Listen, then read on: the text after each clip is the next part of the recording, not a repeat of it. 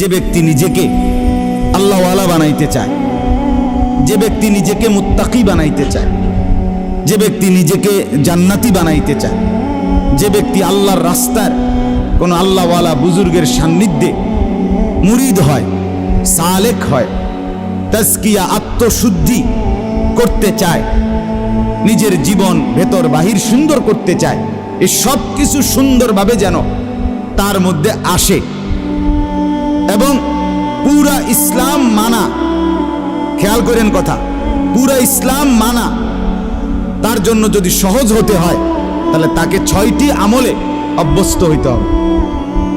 কয়টি আমলে? আবার বলেন, কয়টি আমলে?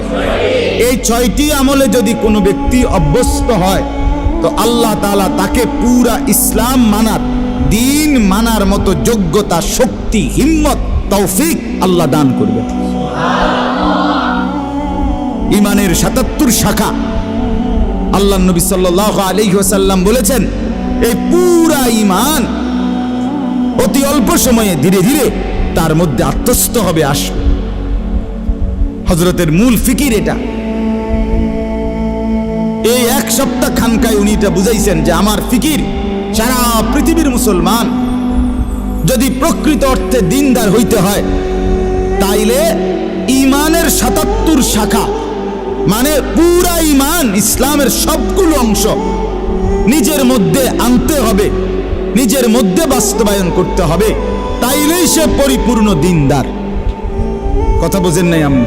একটা লোক তো নামাজ পড়ে মাশাআল্লাহ, কিন্তু উনি মসজিদ থেকে বের হয়ে দোকানে গিয়ে সুদের লেনদেন করে, ওজনে কম দেয়, ধোকা দেয়, মালটার গুণাগুণ মিথ্যা বলে, এই লোকটা কি পরিপূর্ণ দিনদার? একটা তো আছে মাশাআল্লাহ, কিন্তু ওইটা তো নাই, ওইটা তো নাই। একজন নারী নামাজ তো পড়ে কিন্তু পর্দা তো করে না। একজন পুরুষ ছেলে মেয়ের খাদ্য খাবারের খরচ তো করে, কিন্তু তাদের জন্য টেলিভিশন, নাচ গান এটা দেখার জন্য ব্যবস্থা করে। তো একদিকে দিনদার একটা মানে তো আরো 10টা মানে না, তো এই লোকটা কি পরিপূর্ণ দিনদার হলো?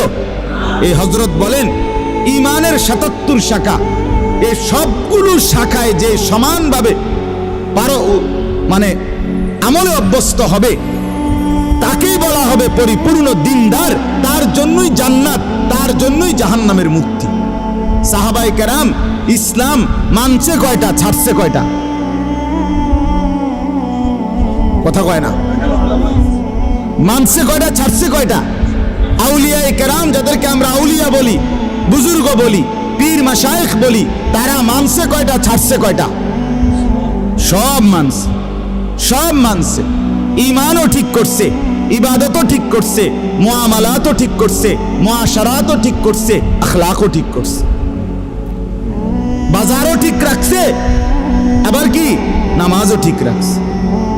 স্ত্রী সন্তানের প্রয়োজন পূরণ এটাও ঠিক রাখছে, রাত্রি গভীরে তাহাজ্জুদের নামাজ, আল্লাহর বন্দিগি, জিকির, তেলাওয়াত এটাও ঠিক রাখছে। এজন্য পূর্ণ ঈমানদার হওয়া চাই, পূর্ণ দিনদার হওয়া চাই। আমি বাপ কত সময় আপনারা আমার মুখে শুনছেন এই কথাটা, আমি প্রায় বলি যে ও আল্লাহর বান্দারা, বাবা, চাচা, মুরব্বীরা অনেকেই বলে এখন আর বয়স শেষ, 60-70 বছর হয়ে গেছে, ছেলে ফেলে যায়, মোটামুটি লাইন ফাইন করছি, অন আল্লাহ আল্লাহ করিয়া কোন রকম মরে গেলে হয়েছে, মরলেই হয়েছে, কবরে যাওয়ানোর বাকি আর না। আমি সব সময় বলি যে বাপ, কোন রকম কবরে যাইয়েন না, কোন রকম প্রয়োজনে চেষ্টা করেন আর কিছুদিন বেঁচে থাকতে। সামনে দুনিয়া থাকতে পারেননি, প্রয়োজনে জি পুত্রে বলেন যে টাঙ্গাইয়া তুই তো কোনানে আমনে, যাতে আপনি না মরেন। কারণ কোন রকমে মরলে বিপদ আছে, কোন রকম বাঁচলে তারপরও যাই পারেন আপেল মালটা আরো কিছু খাইতেন পারবেন, কিন্তু কোন রকম মরলে ফেরেশতার ফিরায় কবরে আপনি থাকতে পারতেন না। ঠিক কিনা বলেন না কেন? আল্লাহ কি আপনারে আমারে কোন রকম কবরে যাইতে কইছে? তো আপনি যদি কোন রকম যাওয়ানোর লাইন ধরছেন। ওয়ালা তামুতুন্না ইল্লা ওয়া আনতুম মুসলিমুন, এর মানে কি পূর্ণ মুসলমান না হয়ে মৃত্যুবরণ করো না। তা আপনি দিকন কোন রকম বলেন, ইয়া আইয়ুহাল্লাযীনা আমানু দুখুলু ফিস-সিলমি কাফা, হে ঈমানদার মুমিন, পুরাপুরি ইসলামের মধ্যে পরিপূর্ণভাবে প্রবেশ করো। দূর, একটা আছে 10টা নাই, 10টা আছে 20টা নাই, এমন আপনি যদি বলেন আমি পারবো, পারবেন, আপনি পারবেন, আপনি মানুষ, আপনি গরু ছাগল না। মানুষ পারবে বলেই আল্লাহ তাআলা মানুষের জন্যই বিধান দিয়েছেন, ঠিক কিনা বলেন না? ফেরেশতাদেরকে বলছেন আমি জানি যা তোরা জানোস না তা, আমি বুঝেই বানাইছি মানুষ, আমি পারবে সে আমার হুকুম মানতে পারবে, আমার দ্বীন গ্রহণ করতে পারবে, আমার শরীয়ত নিতে পারবে, আমার বিধান তারা পালন করতে পারবে, এই যোগ্যতা দিয়েই আমি মানুষ বানাইছি। অতএব পারবে না বলে যে ভুল হয়ে যায়, ছুটে তো যায়, গুনাহ তো হয়ে যায়, নাফরমানি তো হয়ে যায়। আরে তো চমৎকার বিষয়, আল্লাহ তাআলা বলছে বান্দা রিমুভার তো আমি রাখছি, মুসাবার জন্য তো আমি রাখছি ব্যবস্থা। যতবার হবে গুনাহ ততবার তওবা করবা, ততবার তওবা করবা, বারবার তওবা করলে আমি পুনরায় তোমারে আবার মুত্তাকি বানায় দেব। অজু তো ভাঙবেই, আবার অজু করবা, তাইলে তুমি নিয়মিত অজুওয়ালাই হয়ে যাবে। কথা বোঝেন না? একজন মানুষ যদি নিয়ত করে আমি সর্বদা অজু সহ থাকবো, তাহলে এ বেটা তো আর ফেসা করতে পারতো না।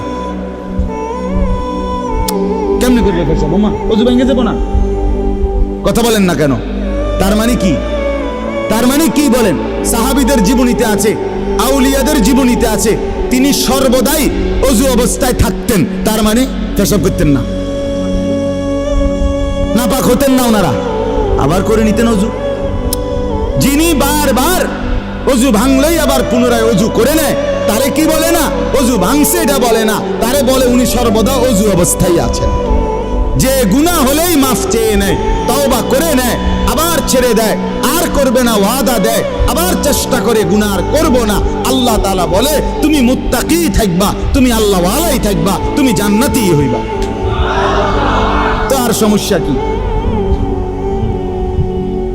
তো আর সমস্যা কি?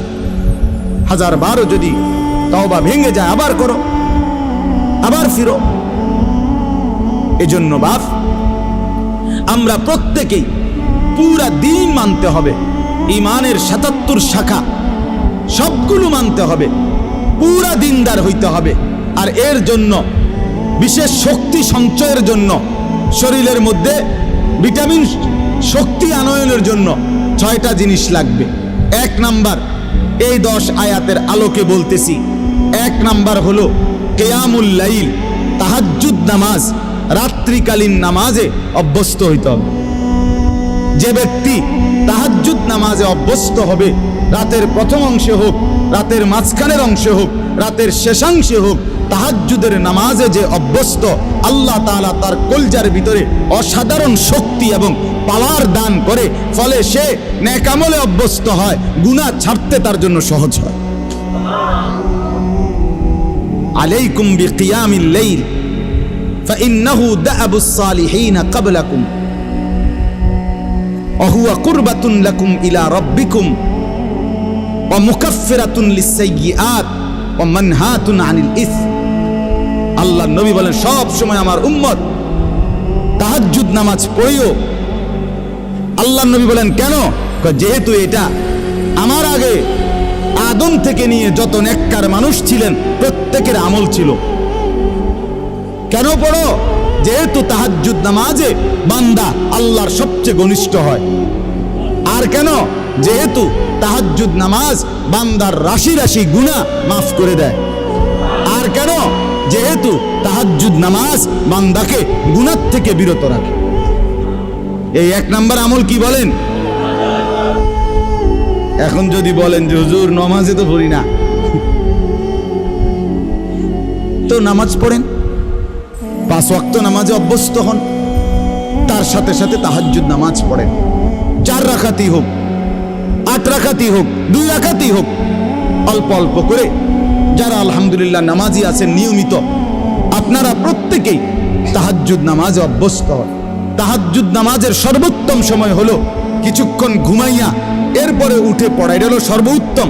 বাকি সমস্ত ওলামায়ে কেরামের মতামত এটা যে যদি কেউ কষ্ট হয় নাই পারে কোনোভাবে, তাহলে কমপক্ষে যদি এশার নামাজ আদায় করার পরে সে যদি ঘুমানোর আগেও তাহাজ্জুদ নামাজের নিয়তে 4 রাকাত 6 রাকাত 8 রাকাত নামাজ পড়ে নেয়, তো আশা করা যায় আল্লাহ তাআলা তাকেও তাহাজ্জুদের নিয়ামত দান করবেন। ঠিক আছে না? ইনশাআল্লাহ চেষ্টা করবেন, চেষ্টা করবেন। 2 নাম্বার, কোরআনুল কারীমের বেশি বেশি তেলাওয়াত, সহজভাবে, সুন্দরভাবে, বিশুদ্ধভাবে, সঠিকভাবে, একবারে মনের মধ্যে আল্লাহ তাআলার মহব্বত আর ভালোবাসা নিয়ে, অর্থাৎ বিশুদ্ধ কোরআন তেলাওয়াত, তারতিলুল কোরআন। 2 নাম্বার কি বলেন না? না শুধু কোরআন তেলাওয়াত করলে হইতো না, বিশুদ্ধ কোরআন তেলাওয়াত। বলেন 2 নাম্বার কি? যার বিশুদ্ধ নাই, বিশুদ্ধ করতে হবে। আমি ওনার এই বয়স কি আসেনি, কোন বয়স নাই? কি কথা কোন বয়স নাই আপনার? এসব বললে হইতো না। তাইলে কি 2 নাম্বার আমল কি বলেন? এই কোরআন তেলাওয়াতের বরকতে আল্লাহ তাআলা ওই ব্যক্তির মধ্যে ইসলাম মানা সহজ করে দিবেন, গুনাহ ছাড়া সহজ করে দিবেন। গুনাহ ছাড়তেই মন চাই, আমল করতেই মন চাই। সুবহানাল্লাহ। বলেন 1 নাম্বার কি? সবাই বলেন। 2 নাম্বার কি? 3 নাম্বার আল্লাহ তাআলার জিকির। ওয়াদকুর ইসমা রাব্বিক। 3 নাম্বার আল্লাহ তাআলার জিকির। সকাল বিকাল দুপুর সন্ধ্যা দাঁড়িয়ে বসে শুয়ে হর হালাতে আল্লাহকে ডাকা, জবানে সবসময় আল্লাহকে ডাকা। সুবহানাল্লাহ, আলহামদুলিল্লাহ, আল্লাহু আকবার, লা ইলাহা ইল্লাল্লাহ, সুবহানাল্লাহ, আলহামদুলিল্লাহ, আল্লাহু আকবার, লা ইলাহা ইল্লাল্লাহ, সুবহানাল্লাহ, আলহামদুলিল্লাহ, আল্লাহু আকবার, লা ইলাহা ইল্লাল্লাহ, আস্তাগফিরুল্লাহ, আস্তাগফিরুল্লাহ, আস্তাগফিরুল্লাহ, আস্তাগফিরুল্লাহ, আস্তাগফিরুল্লাহ, আস্তাগফিরুল্লাহ, সাল্লাল্লাহু আলাইহি ওয়াসাল্লাম, সাল্লাল্লাহু আলাইহি ওয়াসাল্লাম, সাল্লাল্লাহু আলাইহি ওয়াসাল্লাম, সাল্লাল্লাহু আলাইহি ওয়াসাল্লাম। আমার বাপ মনোযোগ দিয়া মহব্বতের সাথে হাঙ্গামা না কইরা, বিরাট বড় মজমার দরকার নাই, আপনি একলাই চুপচাপ কোনো ওই হুল্লুর মানে একারে হেসকানি না কইরা নীরবে সুন্দর করে কিছুক্ষণ এরকম জিকির করতে থাকেন, খোদার কসম জিহ্বাটাই মধু হয়ে যাবে, জবান শিরি হয়ে যাবে, মধু হয়ে যাবে, মধু। কলিজা আলোকিত হয়ে যাবে। কিছুক্ষণ পরে অনুভব হবে দিল আমার নূরানি হয়ে গেছে, আলোকিত হয়ে গেছে, দিল শান্ত হয়ে যাবে, পেরেশানি দূর হয়ে যাবে। তাহলে 1 নাম্বার কি বলেন? 2 নাম্বার কি? বিশুদ্ধ কোরআন তেলাওয়াত। 3 নাম্বার কি? জিকির। আল্লাহ তাআলার জিকির করবেন তো ইনশাআল্লাহ? চেষ্টা করবেন। ছেলেরা বাপ তোমরাও চেষ্টা করো, গাফলতি করো না ভাই। কোরআন পড়তে শেখো, পড়তে শেখো। তুমি মুসলমানের সন্তান, তুমি কোরআন পড়ো ভাইয়া। এই বাংলা, অঙ্ক, ইংরেজি, পদার্থ, জীববিজ্ঞান এগুলো হাসরের ময়দানে জিজ্ঞেস করবেন, তো কোরআন জিজ্ঞেস করবে, কোরআন সুপারিশ করবে। নবীজি বলছে ওইগুলোকে বাদ দেওয়ার কথা বলি না, ওগুলো দুনিয়া চলবে, কিন্তু কোরআন দুনিয়াও চলবে, আখিরাতও চলবে। আল্লাহ নবী সাল্লাল্লাহু আলাইহি সাল্লাম বলেন আসসিয়াম ওয়াল কোরআন ইয়াশফাআন লিল আবদ। রমজানের রোজা আর আল্লাহ তাআলার কোরআন তিলাওয়াত সরাসরি আল্লাহর বান্দার জন্য আল্লাহর কাছে সুপারিশ করবে। রোজা বলবে আল্লাহ দিনটা তারে আমি অভুক্ত রাখছি, আর কোরআন বলবে আল্লাহ রাতটা তারে আমি তেলাওয়াতে ব্যস্ত রাখছি, তারে এখন কেমনে শাস্তি দিবেন? আল্লাহ বলে বাবুরে তোমরা যেহেতু 2 জন 2খানে চাপ দিছ, যাও দিলাম, মাফ করে দিলাম। তাহলে 1 নাম্বার হলো কিয়ামুল লাইল। এই আমলটার মূলত নাম হলো কিয়ামুল লাইল, তাহাজ্জুদ। 2 নাম্বার কি? বিশুদ্ধ কোরআন তেলাওয়াত। 3 নাম্বার কি? এই 3টা হলো অঙ্গ প্রত্যঙ্গ দিয়ে করা, মানে বাহ্যিক। জিকির করবেন কি দিয়া? জবান দিয়া, ঠিক না বলেন? কোরআন তেলাওয়াত করবেন কি দিয়া? জবান দিয়া। আর তাহাজ্জুদ নামাজ পড়বেন কি দিয়া? পুরা বডি দিয়া, পুরা অঙ্গ দিয়া, নাকি? এটা। আর তিনটা, পরের তিনটা হলো ভিতরে, কলজের ভিতরে থাকতে হবে, ভিতরে থাকবে। 1 নাম্বার মানে 4 নাম্বার, হ্যাঁ, তাবাত্তুল, এটারে বলে তাবাত্তুল। কন্ত তাবাত্তুল, তাবাত্তুল অর্থ হইল সব কিছুর থেকে সম্পর্ক বিচ্ছিন্ন করে হৃদয় মন শুধু আল্লাহর সাথে সম্পর্ক যুক্ত করা। দিল আমার শুধু আল্লাহকে ডাকে, মন আমার শুধু আল্লাহকে ডাকে, ভাবনা আমার শুধু আল্লাহকে নিয়ে, আমার চাওয়া পাওয়া সব আমার আল্লাহর কাছে, আমার আবেগ অনুভূতি সব আমার আল্লাহর কাছে। দুনিয়ার কাছে আমি কিছুই চাই না, যা চাই, যা পাবো মনে করি সব আমার আল্লাহর কাছে। অন্তর আল্লাহর সাথে কি করা? সম্পর্কিত। ওয়া তাবাত্তাল ইলাইহি তাবতীলা, তাবাত্তুল। এইটা, এই 4 নাম্বার হলো অন্তরকে আল্লাহর সাথে কি করা? সম্পৃক্ত করা। বলে এটাকে সারাক্ষণ সম্ভব? একটু একটু করে বাড়ান, অল্প অল্প করে বাড়ান, আস্তে আস্তে বাড়ান, আল্লাহ তৌফিক দান করেন। 5 নাম্বার মানে 2 নাম্বার। 5 নাম্বার হলো আল্লাহ তাআলার উপরে সর্বাবস্থায় তাওয়াক্কুল। কার উপরে? তাওয়াক্কুল, ভরসা। ভরসা কার উপরে? রব্বুল মাশরিক ওয়াল মাগরিব লা ইলাহা ইল্লা হুয়া ফাত্তাখিযহু ওয়াকিলা। এই যে আল্লাহকেই একমাত্র ওকিল, অভিভাবক বা আশা ভরসার কেন্দ্রস্থল শুধুই কাকে বানানো? তাহলে অন্তরে সর্বদা কার উপরে ভরসা করা? 6 নাম্বার সবর করা। অসবির আলা মা ইয়াকুলুন, সর্বাবস্থায় সুখে থাকি দুঃখে থাকি, হ্যাঁ, দিলের মধ্যে থাকবে আমার আল্লাহ আছে, আমি আমার আল্লাহর উপরেই ধৈর্য ধারণ করলাম। তাইলে বলেন, তিনটা, পরের তিনটা হইল আল্লাহর সাথে অন্তরকে সম্পর্কিত করা। 2 নাম্বার আল্লাহর উপরেই ভরসা করা। 3 নাম্বার সর্বাবস্থায় কি করা? আরবি নামগুলো কোন? তাবাত্তুল, তাওয়াক্কুল, সবর। তাবাত্তুল, তাওয়াক্কুল, সবর। তাবাত্তুল, তাওয়াক্কুল, সবর। 1 নাম্বার কিয়ামুল লাইল, 2 নাম্বার তারতিলুল কোরআন, 3 নাম্বার জিকির, 4 নাম্বার তাবাত্তুল, 5 নাম্বার তাওয়াক্কুল, 6 নাম্বার সবর। 3টা বাইরে, 3টা ভিতরে। এই 6টা পুরো ইসলাম না, মানে এই 6টায় অভ্যস্ত হইলে বাকিগুলো আস্তে কান টানলে মাথা আসে, সহজ হয়ে যাবে, সহজ হয়ে যাবে। বিশেষ করে তাহাজ্জুদ নামাজ, বিশেষ করে কোরআন তিলাওয়াত, আল্লাহ তাআলার জিকির, এই 3 আমল যখন চালু থাকবে ধীরে ধীরে মজাই লাগবে, অন্তর নূর হবে, আমল করতেই মন চাইবে, গুনাহ দেখলেই ঘৃণা লাগবে, গুনাহ দেখলেই অপছন্দ লাগবে। আল্লাহ তাআলা আমাদেরকে তৌফিক দান করেন। আমার শায়েখ আল্লামা মুফতি মুশতাকুর নবী সাহেবের একটা সুন্দর কথা শুনাই। আমার দেখা আমার হযরত আল্লামা মুফতি মুশতাকুর নবী সাহেব খুব বেশি জিকির করে, উনি একেবারে বেশি জিকির করে। ওনার যদি আপনি 100 না 1000 বয়ান শোনেন, তো 1000 বয়ানে শুনবেন উনি কিসের কথা কইছে। বয়ানও করে জিকির, নিজেও করে জিকির। আমি মনে করেন কুমিল্লা থেকে সিলেট হুজুরের সাথে 6 ঘন্টার সফর, অনেকবার গেছি হুজুরের গাড়িতে করে। আমার গায়ে হেলান দিয়া হুজুরে শুইছে, মনে করেন আমি দেখছি শুইয়া লাইছে, ঘুমায়ে পড়ছে।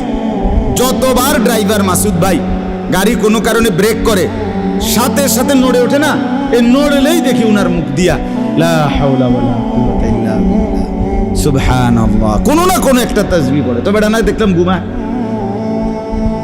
আমি অনেক দিন দেখছি এটা কিরি ভাই, এটা কি ধরনের জিন্নি কোন আদত হয়ে গেছে, অটোমেটিকলি নড়লে চড়লে জিকির করে, জিকির করে, আল্লাহ তাআলার জিকির করে। এই যে জিকির, এই জিকিরের ভীষণ পরিমাণ অভ্যস্ততার কারণে তো হযরতের মধ্যে একটা জিনিস আমি শুধু এটা বলার জন্য, একদিন বহুবার বলছে, অনেক সময় বলে, কয় যে আমি যখন ঘর থেকে বের হই, শুনতেছেন, হুজুর বলেন, আমি যখন ঘর থেকে বের হই তখন আমি আমার আল্লাহর কাছে বলি, আল্লাহ, এই আমার দুইটা চোখ, এখন আমি রাস্তায় বের হচ্ছি, এই দুই চোখে যদি রাস্তার কোনো বালু, খড়কুটা এরকম কিছু আইসা যদি পড়ে, তাইলে আমার চোখের ভীষণ ক্ষতি হবে, জাহিরি ক্ষতি, বাহ্যিক ক্ষতি হবে চোখের, ঠিকই না বলেন না? বলে, আল্লাহ, এই ক্ষতি থেকে আমার চোখকে আপনি বাঁচান। সাথে সাথে হযরত বলে, আমি আল্লাহর কাছে বলি, আল্লাহ, ঠিক তেমনি ভাবে এই চোখ যদি কোনো ভিন নারীর প্রতি পড়ে, তাইলেও আমার এই চোখের ক্ষতি হবে, আখিরাতে ক্ষতি হবে, আমার এই চোখে সীসা গলাইয়া ঢেলে দেওয়া হবে। অতএব আপনি আমার এই চোখকে বাহ্যিক ক্ষতি থেকেও বাঁচান, আপনি আমার এই চোখকে আখিরাতের ক্ষতি থেকেও বাঁচান। হুজুর বলেন, কয় এই দোয়ার বরকতে, আল্লাহ তাআলার জিকিরের বরকতে, কয় হাজারো ঘন্টা রাস্তায় চলার পরেও আমার কাছে রাস্তায় নজর কোনো দিকে তাকাইলেও গাছ আর মানুষ একই রকম মনে হয়। অনেক দিন বলছে, কয় যে গাছ যেরকম মনে হয় মানুষও এমনই মনে হয়, আলাদা কোনো এটা নিয়ে কি হয় না, কু নজর বদ নজর হয় না। এই জন্য বললাম, একটা আমল এখানের মধ্যে জিকির, এটা আরো 100 আমলটাকে কি করে দেয়, সহজ করে।